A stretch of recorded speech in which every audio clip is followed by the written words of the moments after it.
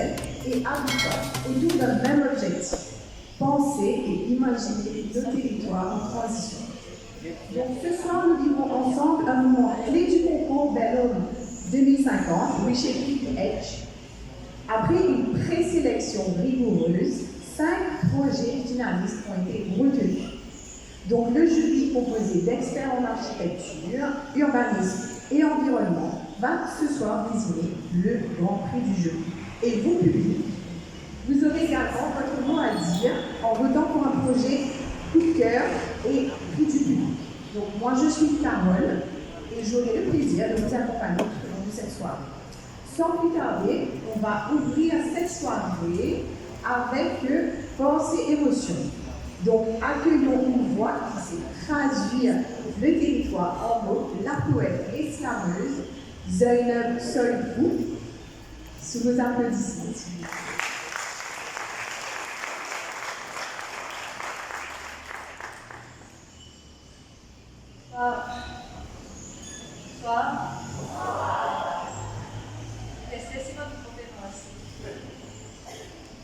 Okay, so hello, good evening. I've been here this morning, well, this afternoon, would be alive, I said this morning. And I have seen the experts, I have seen those who know better. I am the poet and I do a play on words. So I'm not going to put words on what you said, but I'm going to transform what you have shared into an artistic representation. And the poem is called Krab Lodisab, and it is in Russian Creole. And for those who don't understand the language, at least try to feel the emotion which comes with it.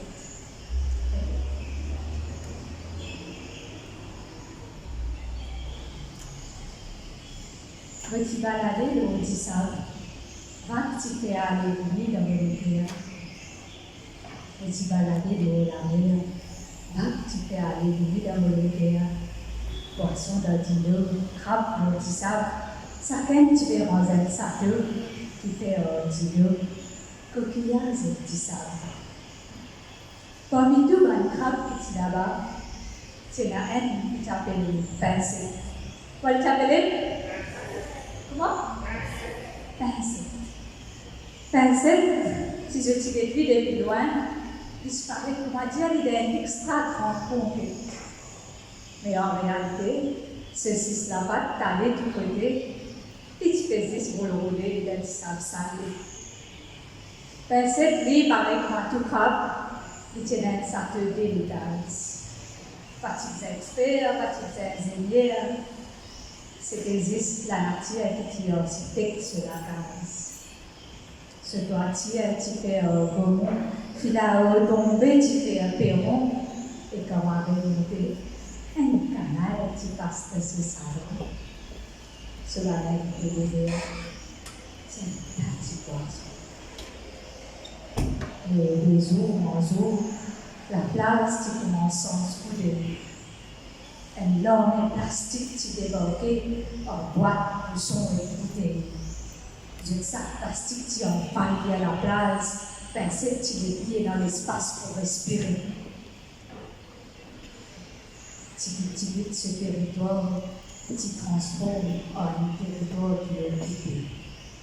Avant qu'il pensait qu'il y a un temps pour lever la tête, la mer était finie par taguer. Béton dans gauche, béton dans droite. La mer dit un couloir et l'horizon dit clairement dans une boîte. Et dans le tout commence à dégringoler. Dis ça, on va l'idée commence à briser parce que la terre est fatiguée de résister. Température, tu peux monter comme un lapin qui fait entier la mer trembler. Avant que l'océan envahisse la terre, personne galopait moi le modèle pas de sauver. Oiseaux, poissons, timons, je tout mettre la main, les pieds, les ailes, les nageoires ensemble. Jusqu'à je réussis à rayonner l'univers sur les souffles. Aujourd'hui, pensez pédé dans une pause, l'eau du sable, dans sur la patte pour rouler, dans du sable coulé. Mais les paiements français pour les rodins camarades qui, pour écrire, pourraient faire la terre, la mer, les terres, et qui peut faire tout ça là. Et puis un jour, quand je vais passer dans la mer, je suis capable de manger ça tout, qui fait des coquillages et petits sacs. Merci.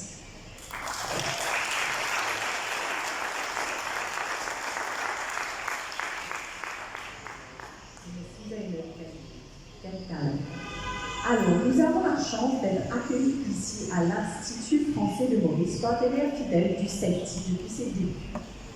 Pour nous adresser quelques mots, j'invite M. Quentin Villers, directeur de l'Institut français de Maurice, à prendre la parole.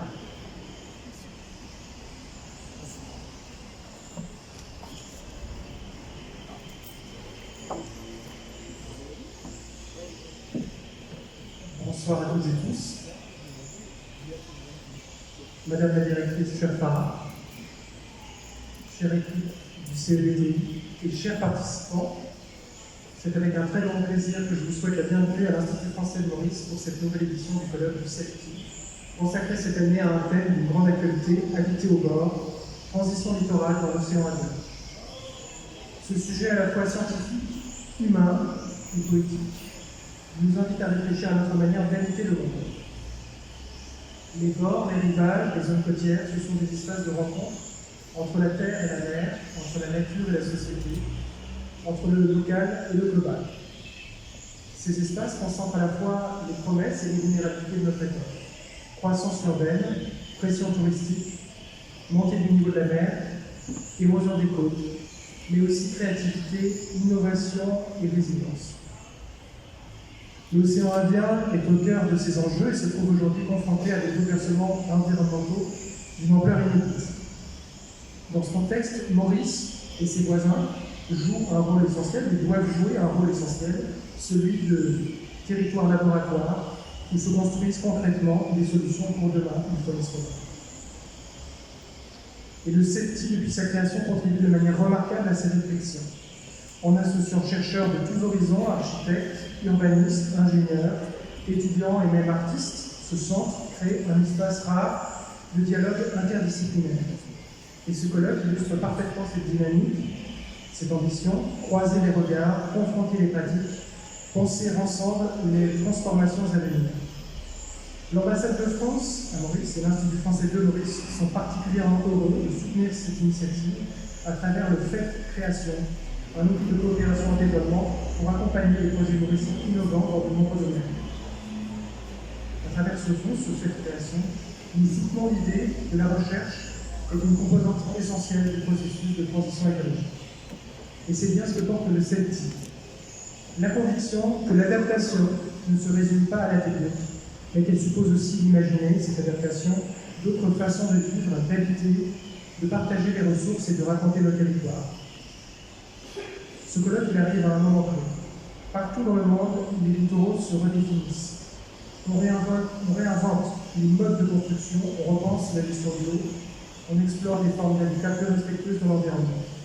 Mais ici, dans l'océan Indien, cette réflexion prend une dimension particulière en nous rappelant que les défis climatiques ne connaissent pas de frontières et qu'ils appellent des réponses collectives, créatives et responsables. Je tiens à saluer très généreusement le CELTI et l'ensemble des participants à ce colloque pour la qualité de leur engagement. Votre capacité à fédérer, à transmettre et à rendre compte de vos activités est véritablement inspirante.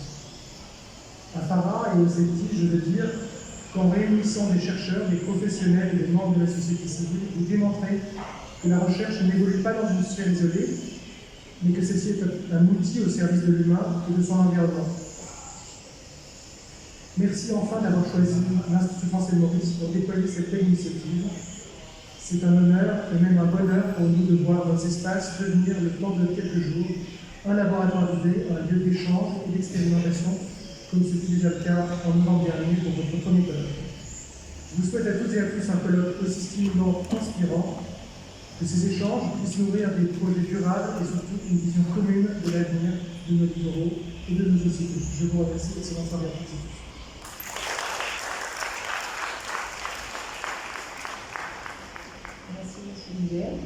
Nous avons le plaisir d'être réunis ce soir par l'initiative de CELT, comme nous l'avons entendu. Donc le centre rassemble des chercheurs, architectes, urbanistes, passionnés du territoire pour imaginer avec vous l'avenir de nos territoires. Donc j'invite à présent Dr Paraja Mandir, fondatrice et directrice du CELT, à prendre la parole.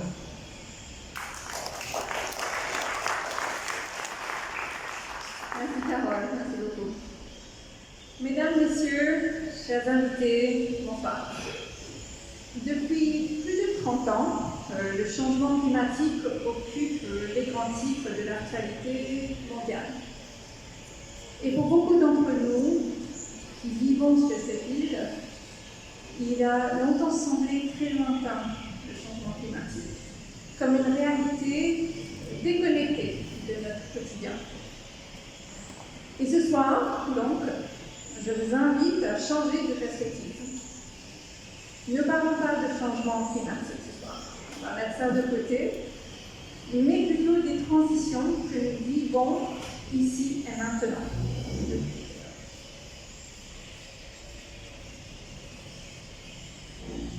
Les signes sont partout autour de nous. Des températures en hausse, des rivages qui reculent, des précipitations en baisse, nos plages diminuent, on s'efface lentement. Ce ne sont pas des préoccupations abstraites. Ce sont des transformations concrètes qui redessinent nos foyers, nos habitudes et surtout nos espoirs. Et donc prenons l'exemple de la plage de la Preneuse, une plage que tous les Mauriciens connaissent très bien, et son évolution depuis 2011 par le chercheur Raghunathan et ses collègues, emporté en 2011, jusqu'à 2014, raconte en silence une histoire puissante de changement. Comme on peut constater, on retrait des côtes, l'érosion des plages, mais aussi les sacs en sable que nous avons déposés. Ce n'est plus la plage qu'on a connue, plusieurs d'entre nous, durant notre enfance. Permettez-moi de partager une petite anecdote aussi. Petite anecdote très simple. L'anniversaire de ma nièce a lieu toujours en septembre. Et en préparant sa fête cette année, nous nous sommes demandé s'il ne ferait pas trop frais. Car cette année, c'était un petit peu plus froid, surtout côté floréal, et de différence en tout cas ce mois de septembre. Et avec un regard très... La voilà qui arrive maintenant, avec un regard très sérieux. Elle me dit, mais non, mon anniversaire c'est toujours en été. Pourquoi on parle de changement de température? Et pour quelques secondes, cette petite remarque innocente, me fait réfléchir à un changement qui est en train de se dérouler par rapport au climat. Et donc, le CELTI. Le CELTI, c'est le Centre d'études du développement territorial anglo-océanique et c'est le premier centre de recherche indépendant dédié aux transformations architecturales, urbaines et spatiales dans le contexte de la crise climatique. Une initiative soutenue par l'ambassade de France et l'IFM, comme vient de mentionner Quentin, le directeur de l'IFM. Et la recherche, pour certains d'entre nous, pour beaucoup d'entre nous, peut sembler mystérieuse. Mais comme le disait Einstein, si nous savions ce que nous faisions, cela ne s'appellerait pas la recherche. Aussi simple que ça. Et donc notre mission, elle est très claire. C'est de rassembler une diversité d'expertise, architecture, ingénierie, géographie, sociologie, et travailler main dans la main avec les communautés pour mieux comprendre et co-construire des solutions adaptées au contexte. Aujourd'hui, nos 5 pôles de recherche incarnent cet esprit interdisciplinaire. Il a retrouvé quelques membres de l'équipe que vous pourrez rencontrer ce soir qui est parmi nous, encore une fois avec des expertises très variées. Au cours de cette année écoulée, nous avons lancé de nouveaux projets, animé des formations, proposé des services de conseil pour rapprocher la recherche du terrain. Nous avons noué des partenariats, accueilli de nouveaux membres au sein de CELTI et publié même de propres chroniques de recherche. Notre premier colloque a porté sur les défis liés à l'eau dans les petits États insulaires en développement. Et cette année, nous poursuivons la réflexion, mais plutôt en nous concentrant sur justement la transition du littoral, un enjeu qui touche un peu les aspects de notre vie insulaire. Et donc, nous vous invitons tous ici, nous invitons vous particulièrement, les individus qui sont ici, les entreprises dans lesquelles vous travaillez, à nous rejoindre dans cette aventure. Devenez partenaires et ensemble, nous devons construire justement des futurs plus résilients de notre ville. Mais bien sûr, avant de conclure, sans exception, je dois remercier à toute l'équipe du CETI pour son travail acharné, nos collaborateurs qui sont présents aujourd'hui aussi, et en particulier Talent Factory, notre équipe de communication qui nous a aidés à forger de nouveaux partenariats cette année, ainsi que l'ensemble de l'IFM pour son soutien fidèle. Et je vous souhaite donc à toutes et à tous une excellente soirée et j'espère vous retrouver au cours des prochains jours ici. Merci beaucoup. Merci Farah pour ces mots inspirants. Et maintenant, place à Colosse, partenaire du CETI pour cette édition 2025 et du colloque. Donc, ensemble, le CETI et Colosse réaffirment leur engagement pour un habitat et un avenir durable. Donc, j'invite Chaud-André, LEC 58 Colosse, ici maintenant, à nous s'adresser quelques mots.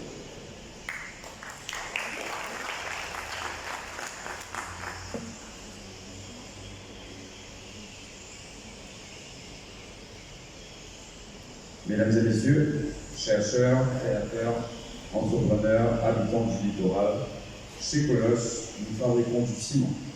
Nous coulons des dalles, nous bâtissons des murs, nous stabilisons le sol. Rien qui, au premier regard, semble rimer avec recherche scientifique, design participatif ou habitat 2050. Et pourtant, nous sommes ici. Au cœur d'un colloque qui porte l'avenir du littoral, d'imaginaire, d'innovation, nous sommes fiers d'y être. Pourquoi? Parce qu'un cimentier connaît très bien une vérité simple. Si les fondations sont fragiles, rien ne tient. Ni les maisons, ni les villages, ni même les idées. Or, aujourd'hui, les fondations de nos territoires sont mises à l'épreuve. La mer monte, les rivières dérobent, les terres s'érodent et les vies changent. Face à cela, nous ne pouvons plus nous définir comme de simples fournisseurs de matériaux. Nous devons être des partenaires, des alliés, des co-bâtisseurs de solutions. C'est exactement ce que représente notre engagement aux côtés de CETI. Et je tiens à remercier chaleureusement Dr. Farah qui a accueilli avec enthousiasme notre volonté de soutenir ce projet. Ce que nous avons appris avec nos échanges, c'est une conviction forte. La recherche est le seul endroit où on fabrique l'avenir avant qu'il n'arrive. Soutenir la recherche, c'est accepter de questionner nos pratiques, nos processus et parfois même nos certitudes. C'est aussi faire preuve d'humilité et de dire « nous ne savons pas tout, mais nous voulons apprendre avec vous ». Le concours Bellon 2050, les prototypes d'habitat du futur, l'intelligence territoriale, ce ne sont pas des exercices théoriques seulement. Ce sont des réponses concrètes pour les villages qui voient chaque année la mer avancer d'un pas. Parce que soyons honnêtes, un mur en béton ne suffira pas à retenir la mer pour toujours. Mais les idées solides, elles, peuvent réellement changer notre trajectoire.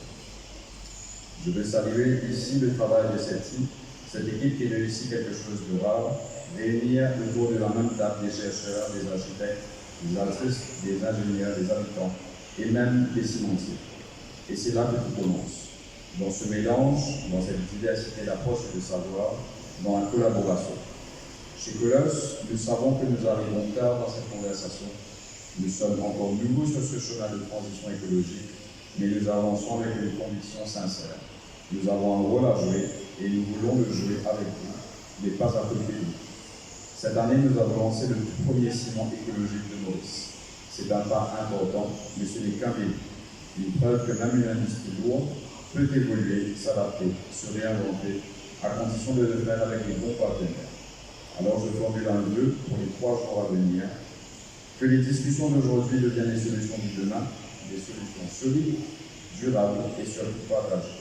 Parce que l'avenir de notre littoral et de notre beau pays ne se construira pas tout seul. C'est le devoir de tous de bâtir une Maurice. Merci.